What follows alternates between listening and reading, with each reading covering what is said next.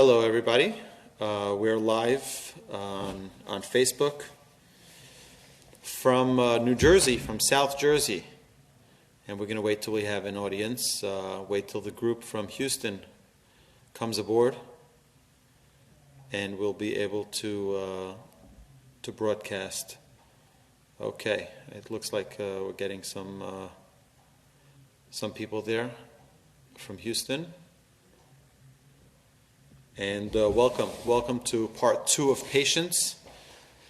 I'm going to be very patient now and wait till everyone gets on board. If you can make a comment here that you're on, so that we can, so I can know that you're here. And if any of those from the class in Houston, I'm broadcasting live from New Jersey, from Marlboro, New Jersey. Just about 20 minutes north of Lakewood, New Jersey.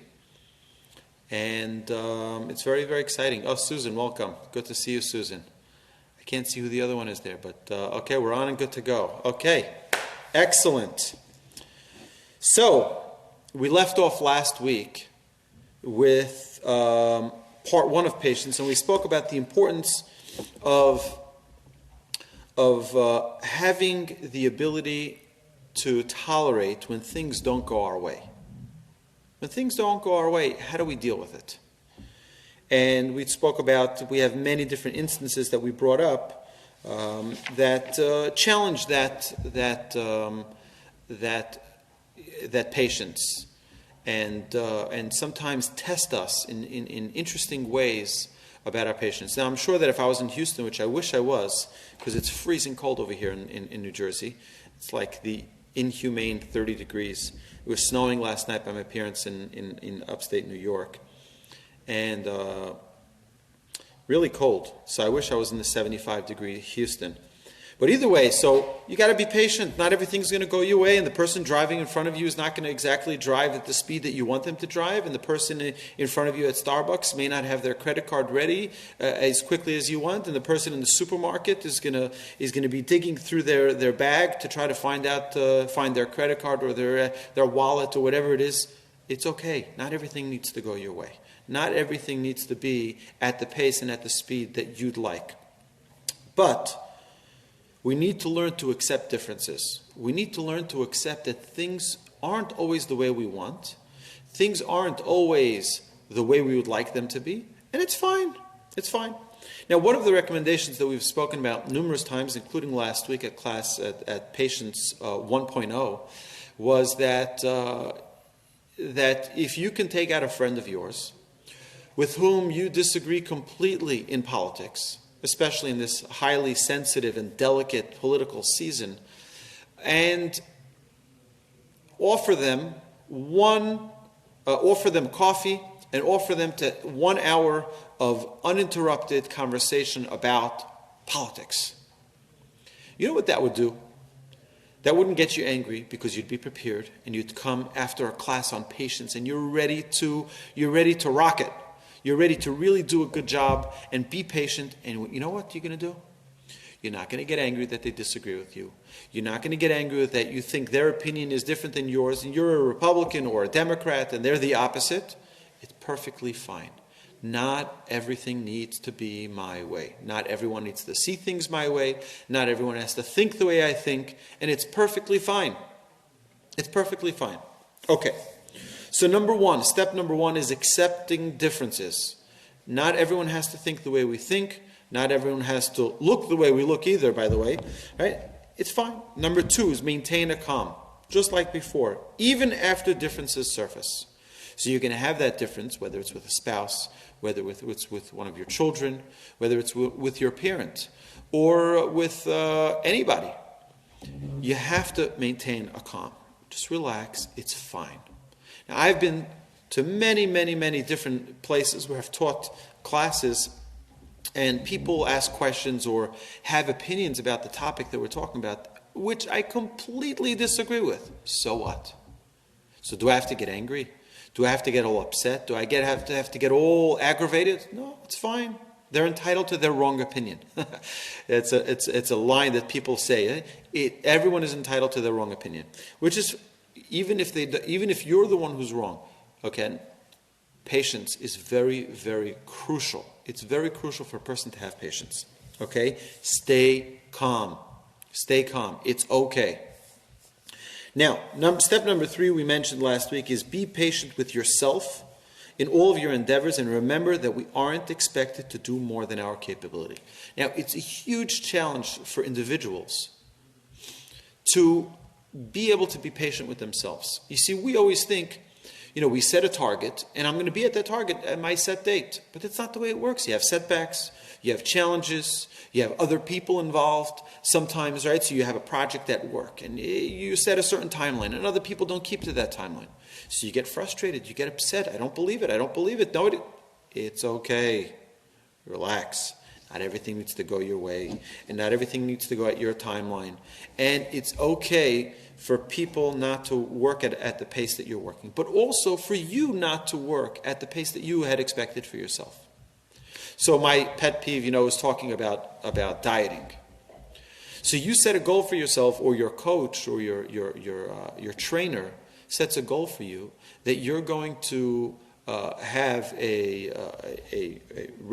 workout regimen that's going to be like this and like that, and within 3 weeks you're going to lose this amount, and in 5 weeks you're going to lose that amount. And it doesn't go as fast as you expected. Be patient. It's fine. Okay, be patient with yourself. The amazing thing is that just when we think we're ready to give up, you keep on trying, and that's when you succeed. You succeed exactly at the point at which you feel like that's your breaking point, you're ready to give up. No. Be patient, and try a little bit more, and you'll see how successful you'll be. Okay? Now, step number 4, so that's step number 3, is be patient with yourself.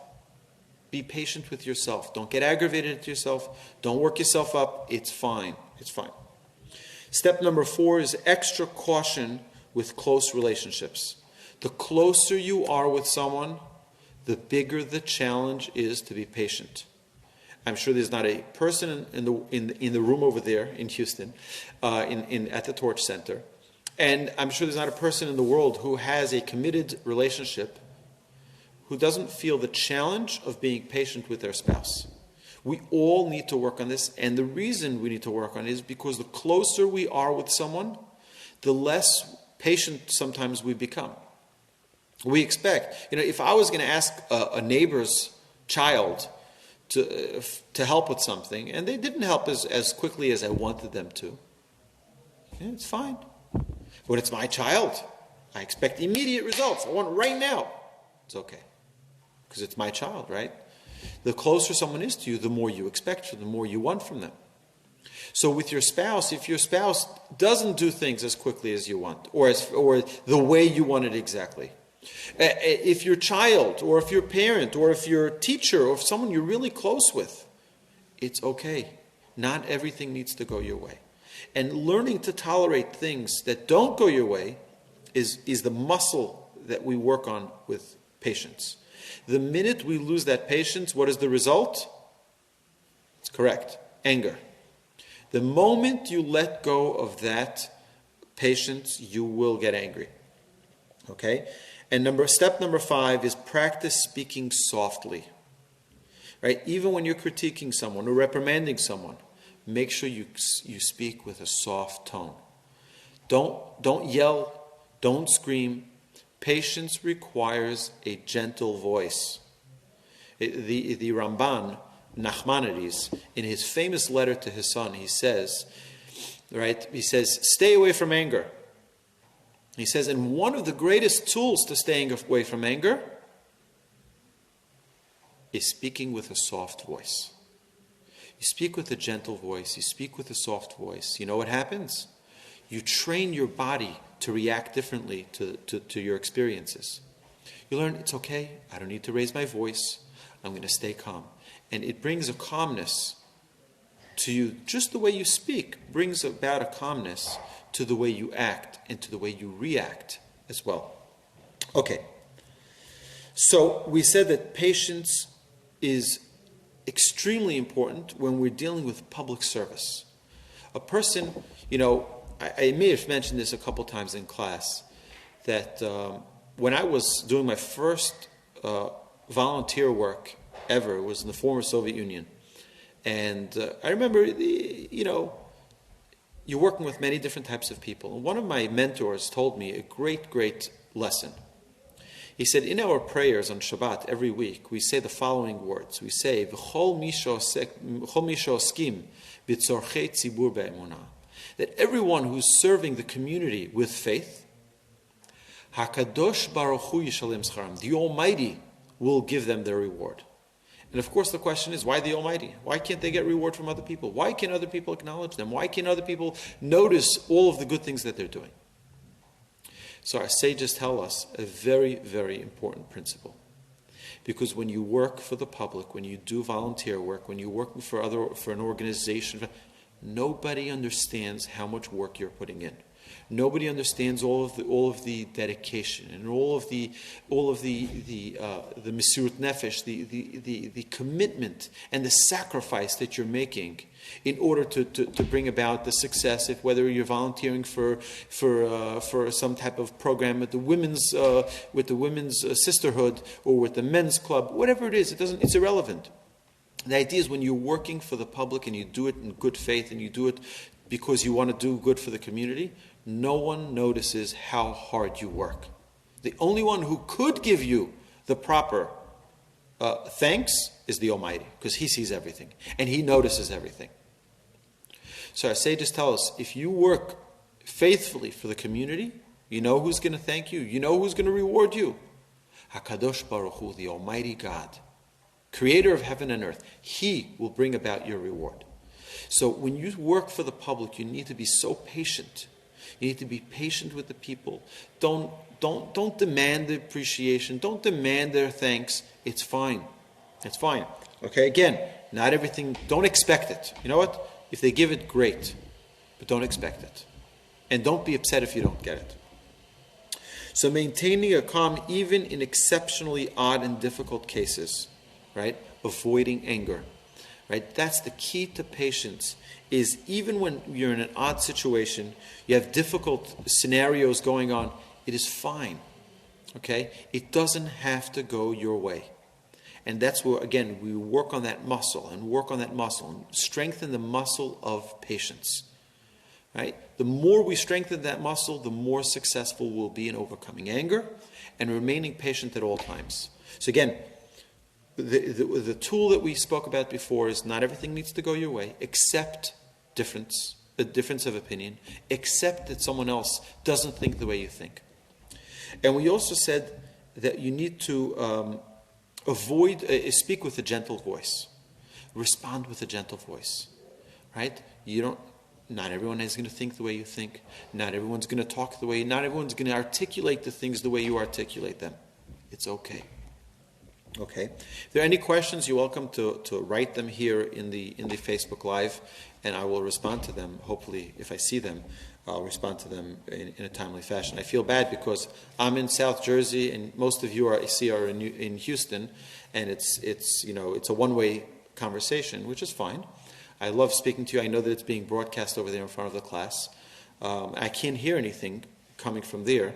So if you have any questions or comments, you're welcome to ask them below, and I'll get to them shortly. Okay, and if you're there, you can just say hi. Okay, we must remember that every trait of Hashem is within us as well. And we mentioned last week that that God's first trait that we talk about in our prayers on Yom Kippur is God is patient. He's patient in that He knows that we're going to make mistakes. He knows, and He says, you know what? I'll be patient. I know you're going to repent, and I know you're going to regret it, and I know you're going to come back to me. So I'm going to be patient. Imagine if we were like that for our children, and we set them on a path, and sometimes they'll fall off that path, and it's fine. We can be patient with them. Right? I have to learn that trait from the Almighty. When dealing with community, one needs to accept that people will disagree and step all over you. All right? You know, Ronay, Yeshaya, you're 100% right. We know this. It's difficult to do it, and that's our challenge, is to practice. We can't do it all at one time. We have to exercise that muscle. We have to exercise that muscle. At the first time, I was just speaking to a to a coach, one of my dear friends, he's a personal trainer, and he was telling me certain exercises to do. He says, never do the exercise for 2 days in a row. This specific exercise he was telling me, don't do it 2 days in a row because you're going to wear out your muscles. Need time to repair and to rebuild those muscles. They're going to ache, and what they do is they send another infusion of strength to those muscles so that the next time you do it, they'll succeed. But the first time, he said, it's going to be difficult, and it's going to be weak, and it's going to be painful. Okay? The first time you have to overcome, you can be in that conversation. You just want to, it's at the edge of your lips, and you just want to blurt out that word. Calm. Relax. The first time it's going to be painful. It's going to be difficult to hold back. But you know what? It's going to get easier the second time. And the third time it'll be even easier. And you'll be able to do 2 pounds, and then 5 pounds, and then 10 pounds, and then 20 pounds. And you'll be able to lift more and more. Not only in our workouts, but also in our midot, in our character traits. So when we're working on patience, don't think, I wasn't able to overcome and be patient and keep silent sometimes. It's okay. Okay? Bobby, feel better. When dealing with community, one needs to accept that people will disagree. People on boards, people on different committees, they have an idea. People may not like your idea. People may say, people I've heard this from many, many times, not of course the Torch board, because everyone is at peace at the Torch board. Really, it's an incredible board. There's no fighting, there's no yelling, I've sat in on other meetings of other organizations, and the people are calling each other names, and they're disparaging one another, and it's really a terrible thing. But what happens as well is that people lose their character, and they don't understand the importance of having respect for each other person. And it's fine if another person disagrees with you. It's fine if they don't take your advice. It's fine. Nothing's going to happen. I think it's important to set certain guidelines that people should have respect for one another. They should let the other person talk. Hillel and Shammai were two great schools of Torah study. And one of them is, the halacha sides with them, which we know as Hillel, 99% of the time. And Shammai, if you look at the Talmud, you'll see that Hillel always gave Shammai the right to speak first. And the opinion of Shammai is always recognized first.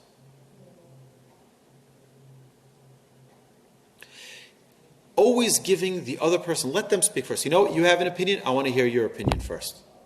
Then, maybe they're right. Maybe they're right, and I don't even need to express my opinion. But then say your piece. Then you can share your ideas. And it's so important to let someone else speak. We don't have to always stand out. We don't have to always be the one who's forceful with our opinions. Let someone else speak. Right? So when you're on a committee in a community, you're trying to work on the sisterhood, luncheon, or whatever it is that you're working on, you have an idea. It should be purple theme, and the other one has, a different theme. It's fine. It's fine. It doesn't have to go your way. It's fine. And you'll feel so much better. Inside you'll feel better. And sometimes it may be difficult, but it's fine. That's part of exercising the trait of patience. And that's what we're trying to learn here today.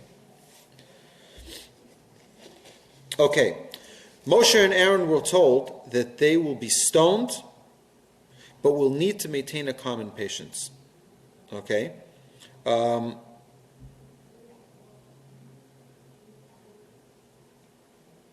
This is referring a leader. Okay, we'll see what that means in a second. But a leader who cannot have the patience necessary to deal with differences and public dissatisfaction is not capable of leading. Right? You ask a rabbi of any synagogue, you ask a president of any synagogue, they will tell you the biggest challenge is that you have so many people. You have so many people who disagree with you. They don't agree with the way you lead the organization. They don't agree with the way you manage things. They don't agree with your sermon. They don't agree with your Yom Kippur speech. It's fine. Not everyone's going to agree with you. If you're going to try to please everyone, you'll never make anyone happy. Okay? So, A leader who cannot have the patience necessary to deal with differences and public dissatisfaction is not capable of leading. All leadership positions, a teacher, a principal, a rabbi, a gabbai, a president of a synagogue, a community activist, without patience, it's impossible. It is impossible without patience, right? In public positions, people occasionally do harmful things towards you, but a tremendous amount of patience must be exercised at all times. The more prominent the person is, the more exercise they need to show, right? Leaders need to always remember that they are responsible for people who need them, right? Even people who didn't vote for them.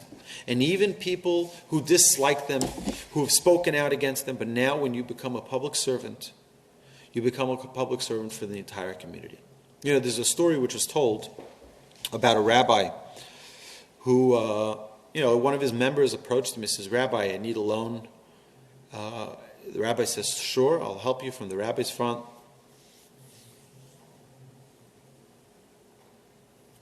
So the rabbi goes into his office, gets the money that the person needs, and he says, "Okay, when are you going to return that? When are you going to return this loan?" So he says, "I'll return it in 2 weeks. I'll return the loan." 2 weeks come and 2 weeks go, and there's no return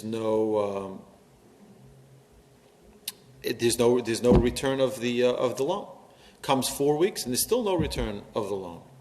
And comes 6 weeks and there's no return of the loan. And the wife of the rabbi is a little bit upset because he said 2 weeks and he needed this loan, fine, but you got to return it when you say you're going to return it.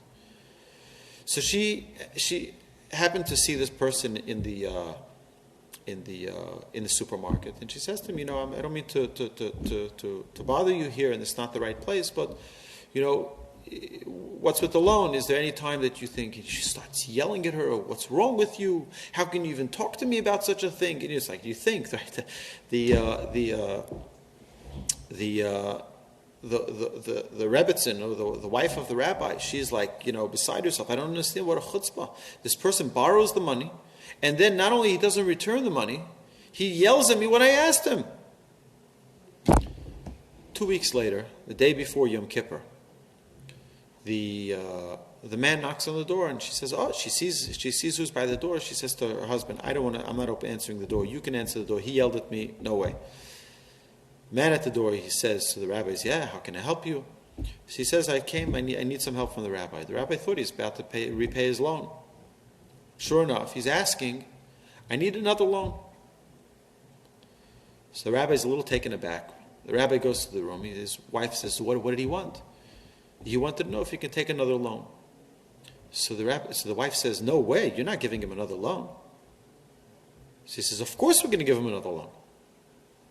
He says, "But how can you do such a thing? Can you imagine? Not only he didn't repay the loan on time, then he humiliates me or yells at me in the store, and now you're going to give him another loan?" So he says, "Listen, tomorrow's Yom Kippur. Right? How many times did God forgive us? And we go again, and we say, 'Oh, God, give me another chance, and I'll do the right thing.' And we don't do the right thing. And then we say, 'Give me life again, and we'll do the right thing, we promise.' And we don't do it again. He says, if I want God to be merciful with me, if I want God to be patient with me, I have to be patient with him. So I'm going to give him another loan to show that even if he doesn't fulfill his word the way he said, I still am going to do my part. If he did repay me, I would have given it to him." Right? So let's make believe he did repay. Now, it wasn't, he ended up paying back the loan. But the idea is that what the rabbi was teaching is that we need to exercise that patience. That patience even when things don't go our way. We are trying, as human beings, we're trying, what's driving us our entire life is we want to be godlike. Adam, as man, what's our goal in life? Is to be Adameh, is to be God-like, to emulate God. That's what we're trying to do. God is all patient. So guess what? We exercise that same type of patience. And as community people, that's our job. So a rabbi with his membership, a teacher with a student, a doctor with a patient, employers with employees. You can't just throw them to the curb if you don't like them, right? That is a job of a leader, right? If you don't like your employees, you don't just say, okay, guess what, out, right? You have to take care of them. You have to understand. You have to deal with them with patience. Okay. So what's about irregular situations? When things are not regular, regular situations, will we stay patient then as well, right? So actually, one of the people in the class over there in Houston at the Torch Center, I hope you don't remember the story, because I'm going to be saying a story about you. I'm not going to say the name. So there was a person who came to a specific class at one of the synagogues who was a little bit interrupting the class, interrupting the flow of things in the class. And this person said, they're so full of themselves, I can't stand the person. I said, you know what you should do? Right? Aside for exercising patience, try to pray for them. Because when you pray for someone, you learn to appreciate different aspects of them. Right? So if you're having a hard time being patient with someone, that's fine. It's okay for you not to get along with someone. It's okay for things not to go your way, but to keep that patience with someone else, to pray for someone. I'm sorry, I'm losing my train of thought here. To pray for someone, right, whom you dislike, to have patience with them, right? So you have a child who could annoy you. Okay, pray for that child. You'll gain a whole new appreciation for that person. And indeed, that person called me a few weeks later and said, I have a whole new appreciation for that individual and a whole newfound strength to be patient with them. Okay? So prayer is a tremendous tool. Parents are required to always pray for their children. Parents are required to always pray for their children. Teachers must pray for their students, and leaders for their constituents. We learned this in our Breakneck Through the Bible on Tuesday nights, that Moses' job, what did he do? The first thing he did when he heard that the Jewish people sinned with the sin of the golden calf, what did he do? He didn't argue.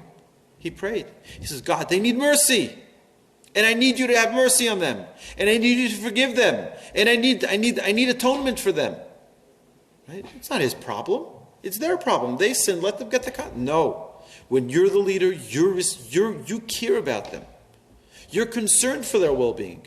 It's your issue when they're not performing as Jews or as people, as human beings, the way they should. So pray for them. You have a spouse, you have a challenge, pray for your spouse.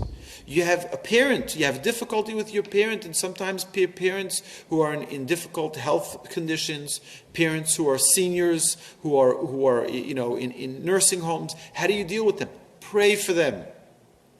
Pray for them, not only for their health. Pray that you should have understanding, that you should be patient, that you should deal with the situation in a healthy and positive way.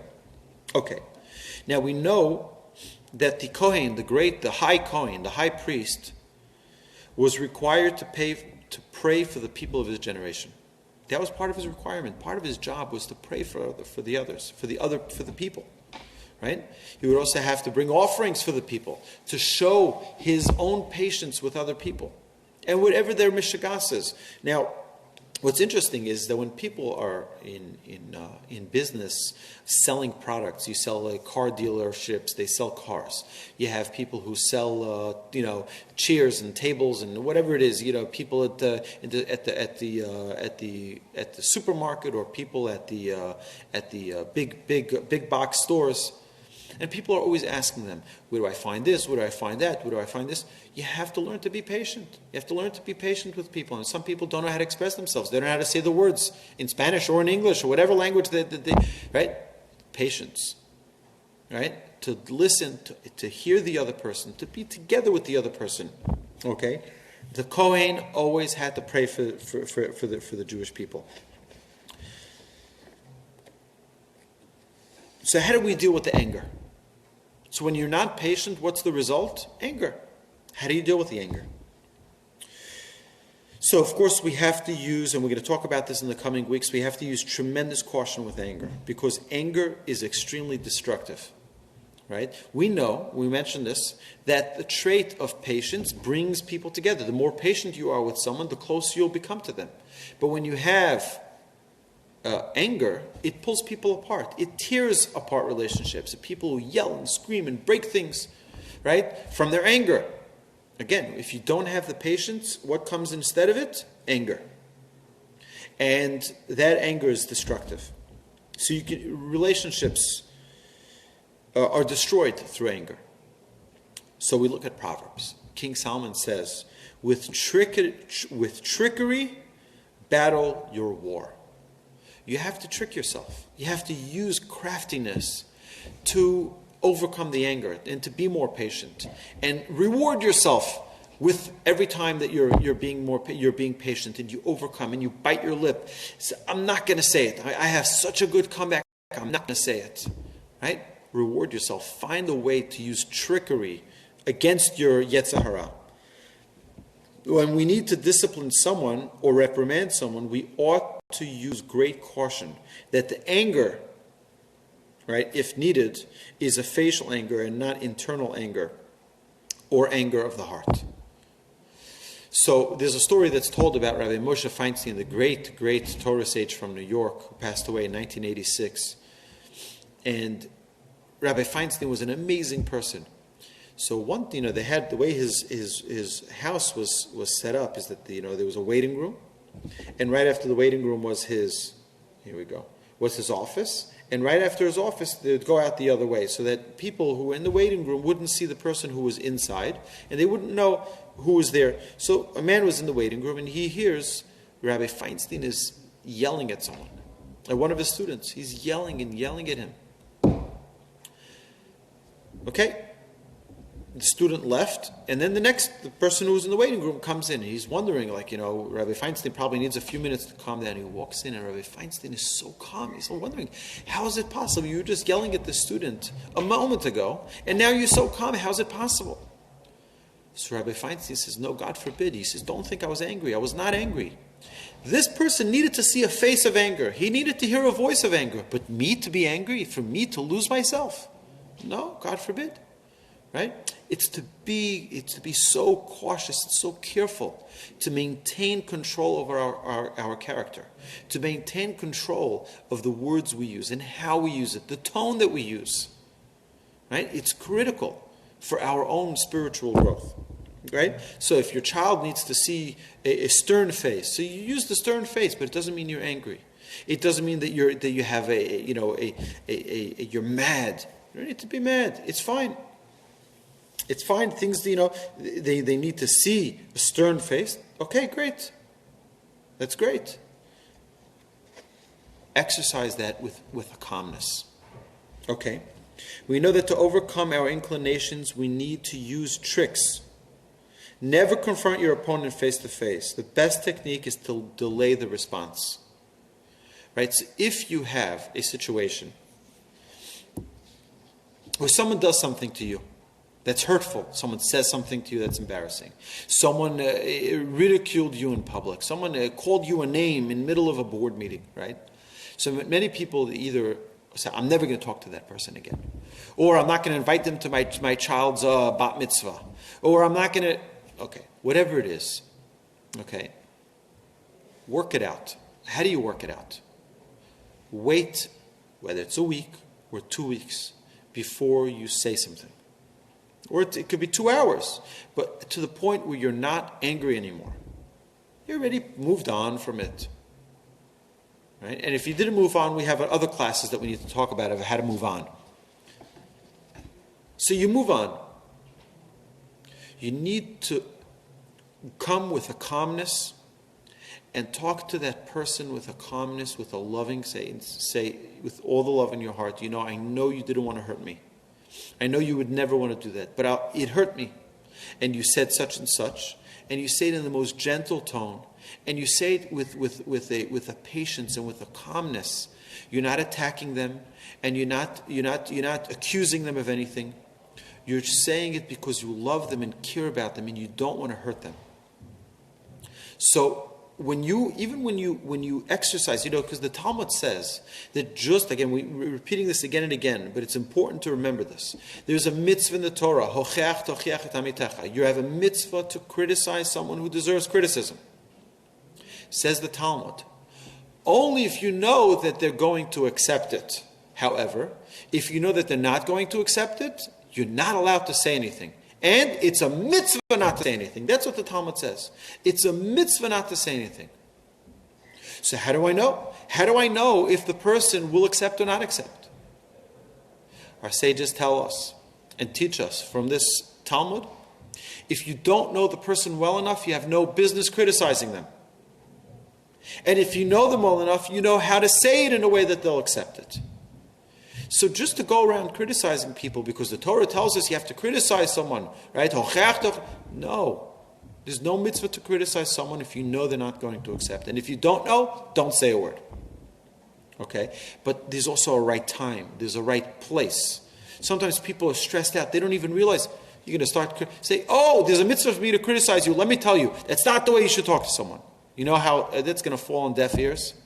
Right, that's going to fall on such deaf ears. And then you may gain an enemy for life.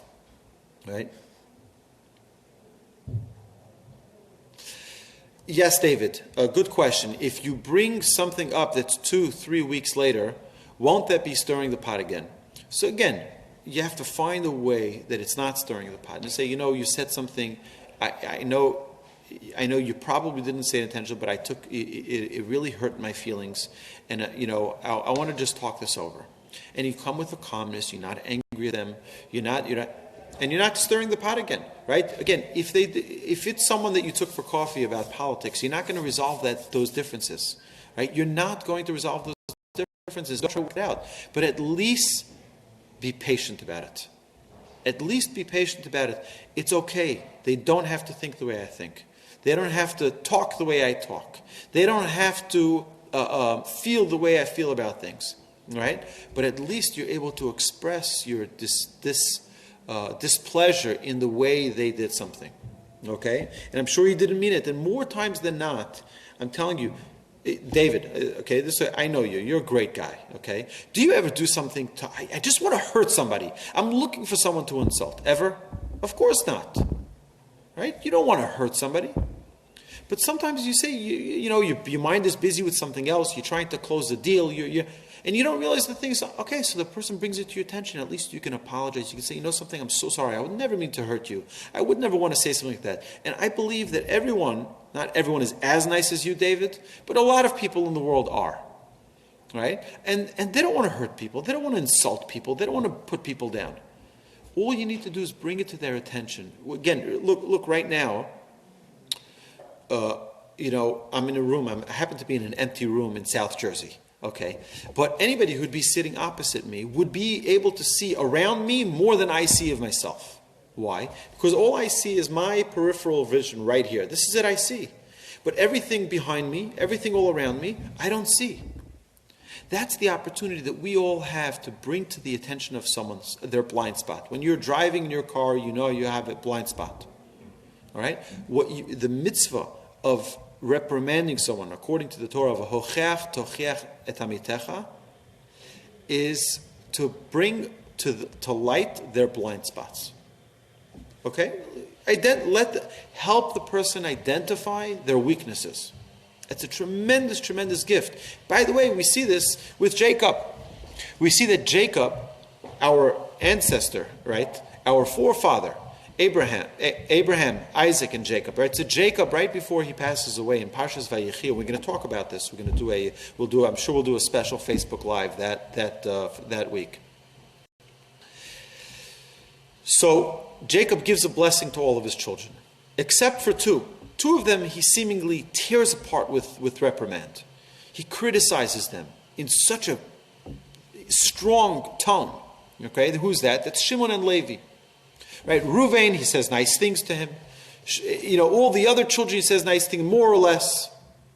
But to Shimon and Levi, he says, they're violent. Right? He says really, really strong things to them. And our sages, of course, ask, my grandfather brings this in his book on Chumash, what type of blessing is that? All the other children get blessings. You should have this, and you should be successful with that. And with Shimon and Levi, he tears them apart. So my grandfather says, the greatest gift that you can give someone is tell them about their character. Is bring to light something that's in their blind spot, something they don't recognize about themselves, a shortcoming that they have. You bring it to them, again, in the most loving way, in the most caring way. That's the greatest gift you could possibly give someone. The greatest gift. And I'll tell you why. I'll tell you why that's the greatest gift. So imagine this. What is a blessing? When you give someone a blessing, what happens? So basically what you're doing is you're sending an email to God. You're saying, God, please help this person because I like them and I want them to have a good life. So give them a good life. Okay, that's really what you're doing. Now, is God going to do it? Maybe, maybe not. It's not in your hands. You don't have a way to make that blessing come to fruition. But when you tell someone their flaw, when you bring, again, lovingly, it's in their power. It's in their power to make that change. So that's why it's the greatest gift. The greater than all the blessings, the greatest blessing that Jacob gave his children was the blessing he gave to Shimon and Levi, telling them their flaws. Because in so doing, by telling them their flaws, he gave them the tools in their hands to bring about that perfection, to bring about that correction in their character. So, now, it has to be done the right way. It has to be done with calmness, like we said. It has to be done with love. You have to really do it for the purpose of helping that other person, not for your own. You're angry and you're going to let it out now. And I'm going to tell you everything you've ever done wrong to me. Okay.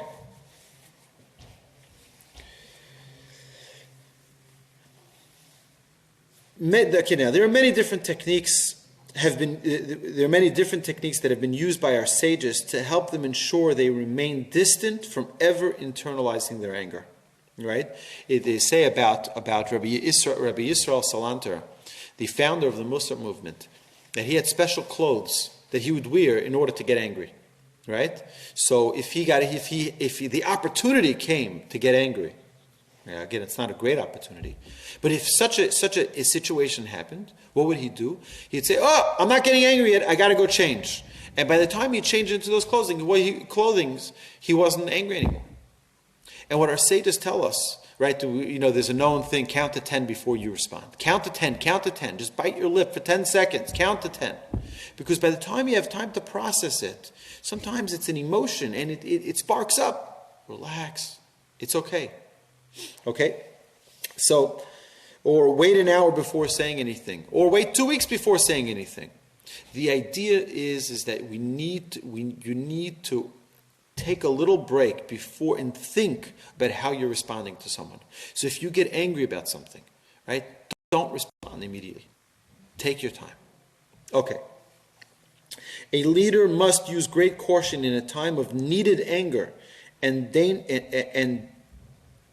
of the danger it inflicts on oneself.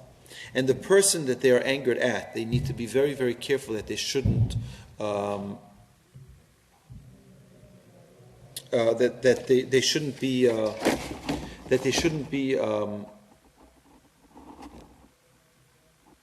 I'm losing my train of thought here. I'm sorry. I'm here alone in the room here in South Jersey, and it's like all things are there's noise upstairs and there's noise all around. Either way, never respond when any emotion is still lingering on the issue.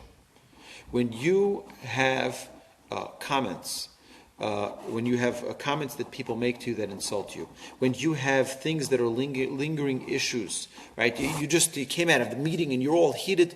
Don't say anything. Just hold it. Be patient. Because remember, it's like someone is carrying this big piece of furniture on their back, and it's heavy. But what do? You know that if you drop it, it's going to break. Same thing with our character. You don't want that one anger can destroy it all. That one anger, we can lose a friendship, we can lose a relationship, we can lose so much from that one from that one anger that a person experiences, or doesn't contain themselves. We mentioned last week, I think we mentioned this in the class, there's the Talmud says there are three things that you can judge a person by. You can judge a person bikiso, koso, and kaso. They all have similar root letters.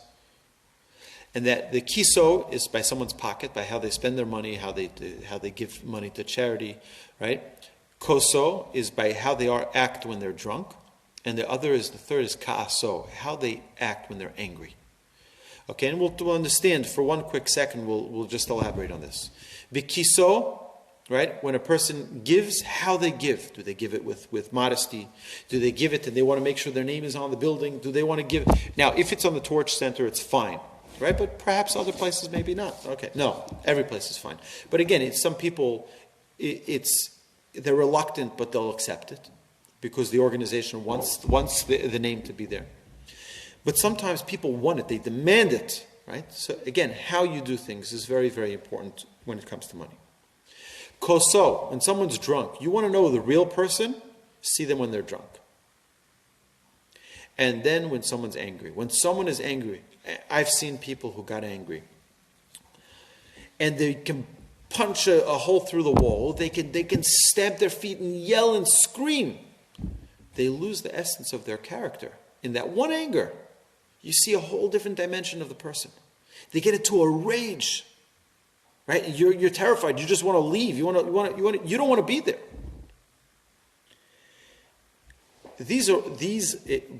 An identical word, which will help us understand why these three things are the key to identify. The same root letters are the word kiseh. Kiseh means a chair. Now, all of these three things have limits. Okay, a kos, a cup, has a limit, right? You pour too much into the cup, right? What happens? It overflows. What happens if you have a pocket, right? How someone is with their pocket, with their giving, with their charity, with their money. It also has a limit. There's a limit to how much you have in that pocket, right? And then anger is kiseh, a chair is the same thing. There's a limit to what a chair can hold, right? You put too much on the chair, it'll overflow, or it'll fall off. The same thing goes with anger, right? What happens when we reach the point that we have no more patience? And that's the idea, is that we need to grow that pocket. We need to grow that containment of our anger. Work on that muscle to be more and more and more patient. And the more patient we are, the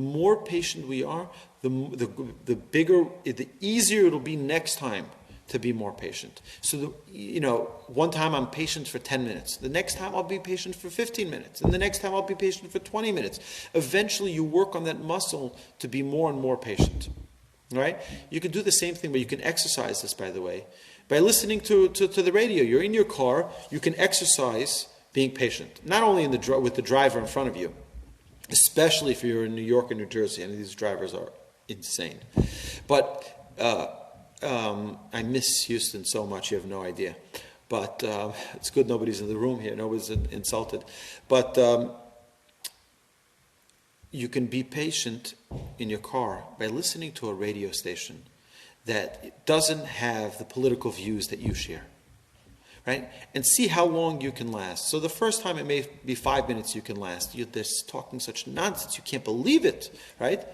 Second time it could be 10 minutes. And the third time it could be 15 minutes. But the idea is that you learn to tolerate things that don't go your way. And it's perfectly fine. It's fine if things don't go your way. Okay? We need to examine that at times... a small comment can correct much more than a tirade of anger, right? At the right timing, at the right placement, in the right temperament, right? Sometimes you can change, you can have so much more impact. When you get into this rage and you start yelling and screaming and kicking your feet, it's okay. It doesn't have to go my way. It doesn't have to be exactly on my schedule. It doesn't have to be the way I wanted it to be. It's fine. It's fine. Okay. The Talmud teaches that the great quality of a person who is offended and doesn't respond. the greatest quality that the Talmud places on a person is when a person is insulted and doesn't respond. Now, I don't know if I shared it in this class or if it was in a different class. I don't recall. But recently, I shared a story. I don't want to say the names, but a very special person that I know. A very, very special person. And this person told me that someone in their office said something that was so disgusting and hurtful to them in front of all the other employees, in front of all the other people. And this person called me and said, I knew that you'd be proud of me, that I didn't respond. I didn't say a word. I said, please, before you do anything else, give me a blessing. And the Talmud says that such a person, the sages would seek out who is a person that has been embarrassed and didn't respond, that's been humiliated in public and didn't humiliate back. Someone who was reprimanded in public in an embarrassing fashion and didn't answer back. Such a person is forgiven of all their sins, and their blessings are the most powerful blessings. So I asked that person, I said, please give me a blessing, because your blessing is the most powerful. When a person is able to overcome to such a degree, where someone else insults them, someone else hurts them, someone else, ridicules them, embarrasses them in public, and they say nothing. And of course, as you can imagine, the person the next day called or apologized to them, and I asked, did they apologize in public or did they apologize in private? And usually they apologize in private, which is not fair. You embarrassed me in public. Why don't you apologize in public? Right? Because now the person's embarrassed of how they embarrassed you. They're embarrassed of how they treated you. They're embarrassed of their actions. But it's fine. When we have a situation where someone is hurtful to us, and we accept it lovingly, it says that you're forgiven of all your sins if you don't respond. Hold it in. Don't say anything. Don't respond. Right? And the only way we can get that strength to do that is if we practice patience. And the more we're patient in easy situations, the more strength, the more muscle memory we'll have in overcoming future situations, future challenges with patience. Okay? Someone who overcomes his anger, it says that Hashem will overcome his sins. We sin, right? We sin. I'm sure there's all of you are righteous people. But I, unfortunately, at times have sinned. And we do things, we make mistakes, we say things we shouldn't have said, we say Lashon Hara, or we eat something without making a proper blessing, or we're not thinking when we say something to someone, we may have said something that has offended someone. Hashem forgives us for that, right? Of course, we have to seek atonement. I mean, if we hurt someone's feelings, we have to ask them for forgiveness, right? But when we're patient with someone else, Hashem says, you're patient, I'm going to be patient. You're patient with you overcome your anger. I'm going to be patient with you and overcome my anger for the sin that you've just done. Okay? So we're going to just do a quick review. Okay? That patience is a general trait, and it's a general trait of under the subcategory of humility. Okay? The only challenge is that we need to humble ourselves a little bit, to allow someone else to have a different opinion, allow someone to say something we disagree with, allow it, it's okay. It doesn't have to be my way. An arrogant person feels that everything needs to go my way. I'm so proud, I'm so great, I'm so rich, I'm so this, I'm so that. And it's all about me. So if it doesn't go my way, then it's a direct contradiction to my existence. Excuse me, what is humility? Humility is that I realize that whatever is supposed to be my share will be my share, and it's fine if other people can take the spotlight. It's fine. You know the difference they say of someone who's humble and someone who's arrogant. Someone who's humble, everybody else feels at ease in the room. Someone who's arrogant sucks out all the air from the room. Nobody else can breathe. Nobody else can talk. Nobody else can give an opinion. Nobody else can be happy. Only I can be happy because I am so great and God gave me everything and I'm. It's all about me. That's someone who's arrogant. Someone who's who's humble, someone who has the trait of humility, allows other people to exist, allows other people to shine, to glow. And that's the trait. Again, they're very closely linked. Arrogance and anger, humility and patience. They're one trait that leads to the next trait. A person who works on his humility will have an easier time being patient. Someone who doesn't work on their anger will not be patient. Someone who doesn't work on their arrogance won't work on their anger. Right? One links to the next. So I'm going to give a few minutes now. I know we usually have our Midah sheet. I don't know if you have it there, if you have a copy of it. If you can take a minute and just, if there are any questions, you're welcome to ask your questions here on the Facebook Live. I'll see your questions and I will be able to answer. And yes, Daniel, I will be in Muncie again tonight, hopefully. But I just want to remind you of the stories that we mentioned in the previous classes. And one of them that I love is that Rabbi, actually I didn't mention this story. I mentioned it in a different class, but it's worthwhile hearing this one again. Rabbi Feinstein, who was known for his humility, he was such a humble person. People would bother him in the middle of his classes, and he would answer their questions with such tremendous patience. And you're talking about the greatest Torah scholar living in the United States at the time, or ever. And every question, he respected the person, answered them so patiently and so calmly. So you can imagine that when he left his yeshiva, there was a whole entourage of people walking him to his car. So people were walking to his car, and right when he gets to the car door, they open up the door for him, and he sits in there. And people are meanwhile asking him questions, asking him for blessings, asking him, and he'd respond to every person patiently and calmly. So one time, he gets into the car, and the driver drives him down the road. And after the driver turns away, makes a turn off the street, Rabbi Feinstein turns to the driver. He says, "If you don't mind, can you stop the car for a second?" So the driver stops. Rabbi Feinstein opens up the door and takes his hand out of the car door, because the person who closed the door behind him closed his hand on the door, in the door. So the driver turns to Rabbi Feinstein. He says, why didn't you tell me when we were there? Why would you make me drive? I drive to the end of the block. When I turn, then you tell me to stop.